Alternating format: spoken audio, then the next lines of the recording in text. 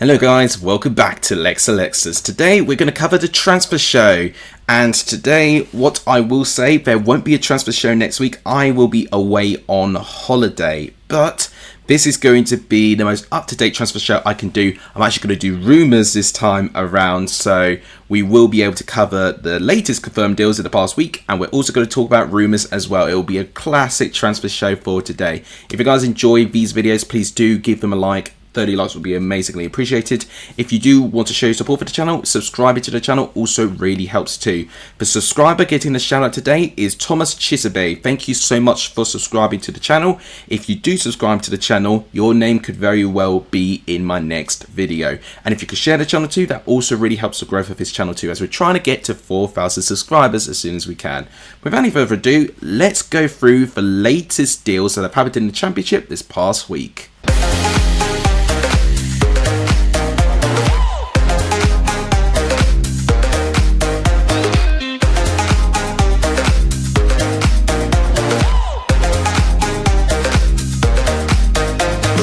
Go by alphabetical order. Birmingham have sold their goalkeeper Bailey Peacock Farrell. He has joined Blackpool on a loan transfer. I think that's a good transfer for Blackpool.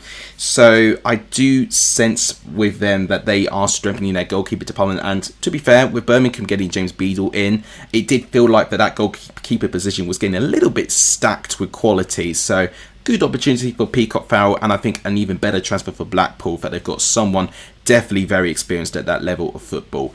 Blackburn, with one of the more eye-catching transfers of the week, completed the transfer of experienced Hull player Sean McLaughlin. Undisclosed fee, and I actually think that's a good bit of business from Blackburn to poach him from another Championship club. He had so many appearances for Hull, so it felt a bit strange that he was led to, transfer to another Championship club, and I think he's led by the whole project there, and I actually think it's a really good transfer. I know Hull were quite devastated to let him go, but I think it's to Blackburn's game. I think he's a quality player, someone with certainly loads of Championship experience, and I think he'll be useful with their upcoming season. So good signing for Blackburn there. Charlton are continuing to define the odds and get some really good business in. They got Rob Apter from Blackpool. The right winger comes into Charlton on an undisclosed fee. Really good business again. I was quite impressed with him when I did see him in League One last season. And Charlton are certainly building a team that is not only retaining a lot of the quality that they have, but they are improving their depth. And that's really, really important. That's going to be an important factor that could help Charlton's chances of survival into this season. So I'm impressed with the ambition, and it's certainly easing me to think that maybe Charlton might just have enough to survive this season. I don't know yet. There's going to be a lot for me to think about before I do my official predictions when I'm back from holiday. Derby have got in, I gotta say, an eye-catching transfer. Patrick Agyemang. Now they were linked with him for quite a while, and it was a very exciting transfer rumour at the time. He's coming from FC Charlotte from the MLS. Dean Smith actually managing FC Charlotte at the moment of time. He's 24 years old, a centre forward, and a reported fee of around €7 million. That, I think, is a pretty big deal, and certainly lots of pressure on him, but I've got to say, he's, I think, already buying to the fact that Derby fans are one of the more passionate fans in the Championship, which is great. And I'm really excited to see how he gets on. We have seen MLS transfers before. Some have been hits, some of them have been a little bit more misses. And I'm quite excited to see the impact that Agyemang will have in the squad. So, yeah, I think some very interesting business once again from Derby. We now have an outgoing to talk about for Oxford United, Jordan Fornini, who has certainly been dancing around in the EFL with loads of other clubs. He has left Oxford to join Northampton on loan, so I say that's a beneficial transfer for Northampton. I think they're going to be a side struggling in the lower end of League One this season, so someone of Jordan Fornini's experience could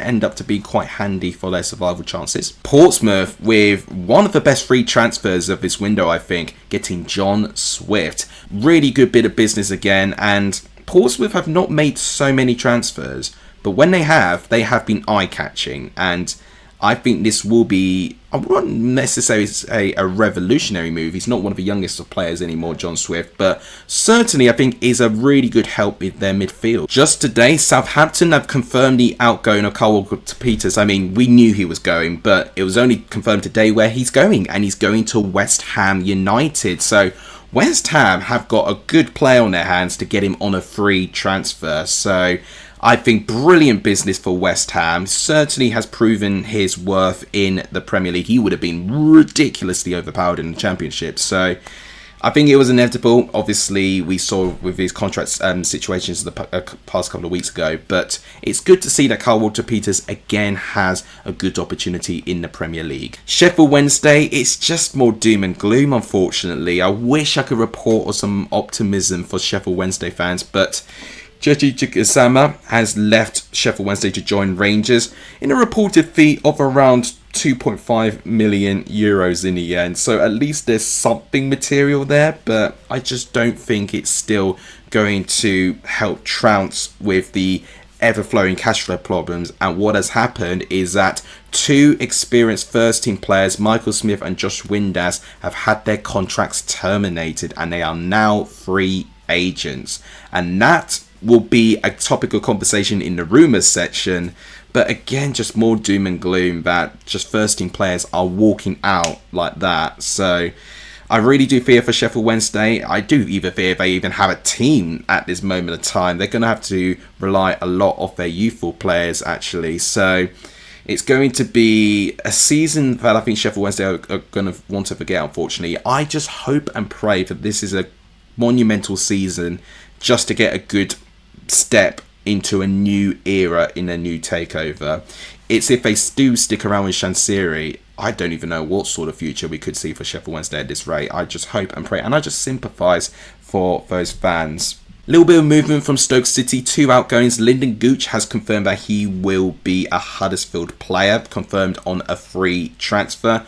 Good move again for Huddersfield in able to retain and get this player in. I think he's certainly a good player at that level. And Tommy Simikin is going to League One too. He's going to join Leyton Orient on a loan transfer. So good bit of business from those two clubs, and I actually think Huddersfield and Leyton Orient are going to be fighting pretty head-to-head in terms of their positions in the table. So it'll be interesting to see how they battle each other out in this season. For Stoke's point of view, I don't think that's two monumental losses. They weren't really going to be first-team players for Stoke in this upcoming season. So Watford have actually been the team with the most movement actually in this past week. I'm going to really butcher the name, so apologies in advance. They got in Luca Kurimagard from Udinese, which is no surprise there, as a loan transfer, 22 years of age, a centre forward. Should be an interesting one, and I'm liking that they're actually making some attacking minding signings, Watford. But one I'm really excited about is Leslie Irankunda. I think I've made a rumour about this guy, and the fact that he is actually going to be in the Championship is exciting. 19 years of age. The fee is reported to be around 3.5 million. What a deal that is. I know there's a 50% sell-on clause that Bayern have gone involved with, which may have had a say about the price going down. But him being a right winger is going to cause a lot of damage, I think. He is going to be a player to watch. I'm not necessarily going to say that he's going to be young player of the season next year, but give him a run of games, I think he could be absolutely lethal for that Watford side. Watford but also have done an outgoing. Mileta Ratovic has joined Legia Warsaw.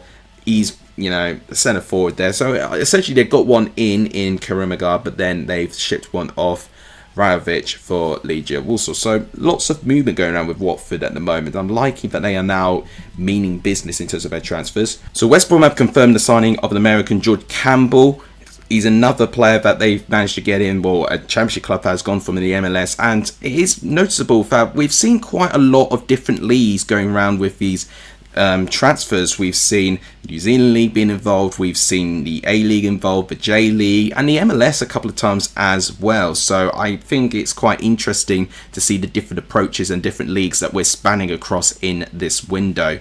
Should be interesting. Centre-back, 24 years of age from Montreal, a reported fee of around 1.3 million euros. I think there's a decent bit of business there. And the final club to talk about with deals is Wrexham. So they've got 2 ingoings and 1 outgoing. So the outgoing is Luke Bolton. I wasn't too massively surprised about this. He is gone to Mansfield Town on an undisclosed fee. 25 years old, so he's still got a decent amount of years within him. And then with Wrexham, in terms of their ingoings, the one that excites me is Liberato Cacace. 24 years old and has played in Serie A with Empoli. Fee reported to be around 2.5 million euros. He's a New Zealand international actually, so he's already got some experience playing in international football, but then with him playing in Serie A, he's certainly going to have lots of experience at playing at the higher levels. So I think that's an ambitious move. It's a left back as well, which I thought they really needed to improve their defensive options. So I do really support this signing. And the last transfer was George Thomason, the centre midfielder from Bolton, on an undisclosed fee. Certainly proved to be okay in League One last season, I felt, and I really do think Wrexham are now recognising his impact that he had with Bolton, and I'm glad that he's got an opportunity to shine in that position in the Championship. Whether he's going to play every week, it's going to be interesting. I think there's some decent players in that part of the pitch, but certainly Thomason is going to offer a useful part when he's called upon. Alright, so those are all for transfers. If I've left anyone out, please let me know in the comments. Now let's very quickly go through the rumours. So the first part of the rumour is talking about the 2 free agents, Josh Windass and Michael Smith. Josh Windass has been linked with Wrexham, which is interesting. So Wrexham are trying to get a striker in, or at least an attacking minding player, and Windass and Smith I actually think will, clarify the sort of target that Wrexham are going for here, and have expressed links. But Josh Windass, definitely very strong links at this moment. Norwich and Coventry are also involved of trying to get Windass in. So definitely a player high in demand, has played in the Championship for a good number of years and has shown he can be a good player at this level. So I would say whichever club gets him, I think they'll get a really good player on their hands. Michael Smith has been linked with Preston more than any other club at the moment, and considering Preston have lost the likes of Reece Jacobson, and then we do not know, the likes of Ojmaech, we don't know how many games he could play. He could get suspended for half the season for what we know. Someone like Michael Smith, someone that, may not have the blistering pace of a striker, but is someone who'll be really beneficial with set-piece opportunities, and I think he'll certainly be a real handful if Preston do get him in. Some really interesting rumours about Alfie May, which has really just sparked today. Huddersfield, who have been, I think, probably the busiest League One club, are eyeing up a £1.2 million transfer. That is a really big fee for a League One club, I gotta say. I mean, yeah, probably pales in comparison with Birmingham getting Jay Stansfield, I know, but that's still the League One record. And I gotta say, May was really good when he was called upon for Birmingham last season, and certainly played really well previously with Charlton too, also in League One. So I certainly think League One is his comfort zone, and I think if Huddersfield do get Alfie May in, I think this could be a game-changing signing. I really do think so.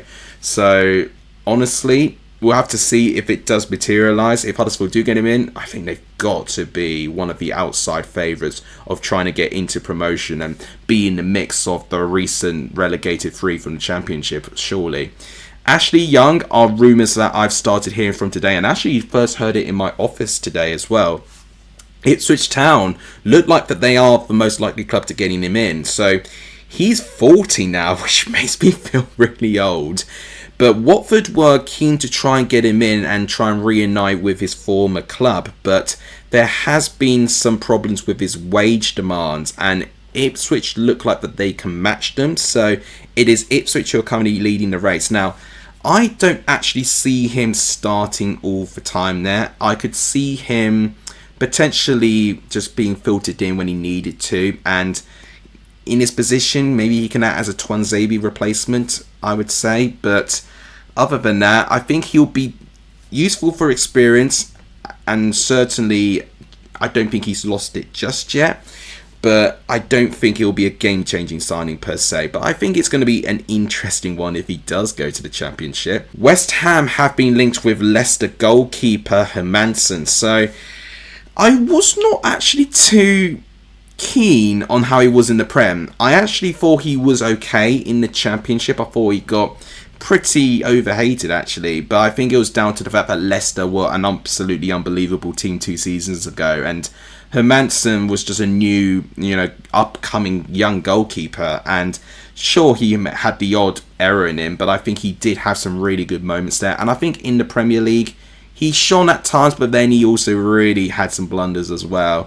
So West Ham making some moves recently and certainly going for Championship club or recently relegated clubs and trying to go for players there.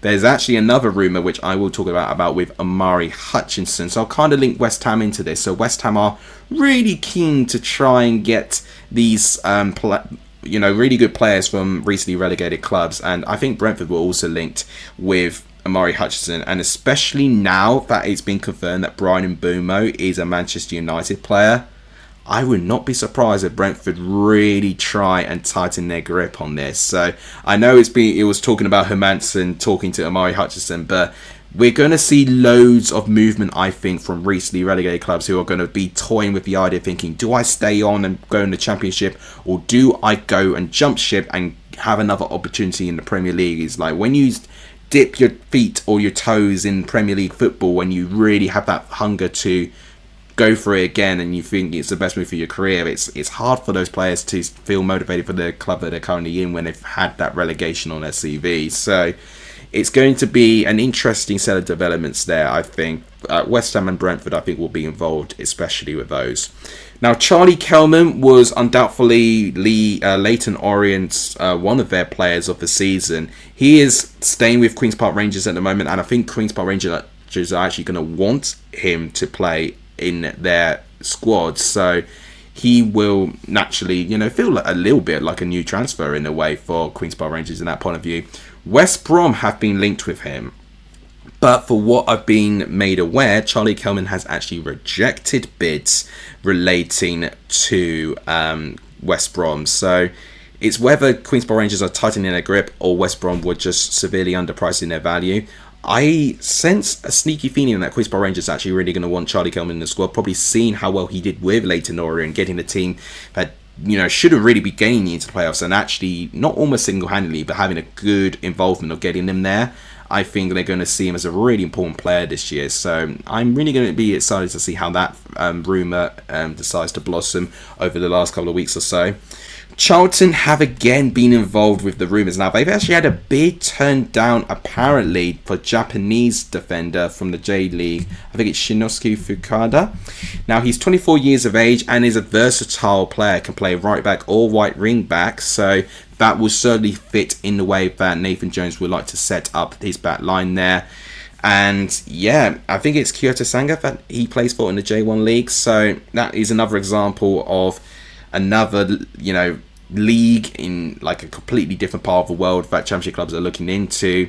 So Charlton certainly trying to bolster up their defensive options, and one thing for me, I would like to see them go for a target man. I really would like to see someone more than Tyrese Campbell leading the line. He's a bit young, bit inexperienced at this level, so I really do think what they need is someone like a Michael Smith, actually. I think that would actually be someone that would really suit with the way that they like to play. So I think that this will be a very interesting set of weeks for Charlton, but I'm constantly excited to see what they're doing. Now, we've got some rumours as well about Josh Sargent. So I think it was Wolfsburg that were linked with him, and I'd like to say a bid has been rejected recently from that point of view. I think that was the latest report I read from that. Josh Sargent is going to be full in demand, and following the loss of Borja Sainz, I think there's certainly going to be ample opportunity of Norwich to raise lots of money. They would have already raised lots of money with Marseille getting Jonathan Ray permanently, and then getting an amount of money from Porto for Borja Sainz. Another big opportunity, and the fact that Norwich have already got many players in, they could maybe actually get a way of letting Sargent go and can still be okay. But I personally think they want to keep him, just for security and just for some options, because the worst thing that can happen is that they actually have an exciting squad in their hands, but they lose their depth. And right now, I think their depth is just about right, and I think Sargent stays. he would do really, really well, and it will really significantly help Norwich's chances of really improving this season. So that is the last rumour. So we've managed to summarise this rather quickly today. I hope you guys enjoyed this. If I missed out any rumours and any confirmed transfers, please let me know in the comments. So that's going to wrap it up for today. If you guys enjoyed, please like, subscribe and share. It really, really does help the growth of this channel. Thank you guys so much for watching. You guys are legendary for this video, and as always, I'll see you guys soon. Take care, everyone.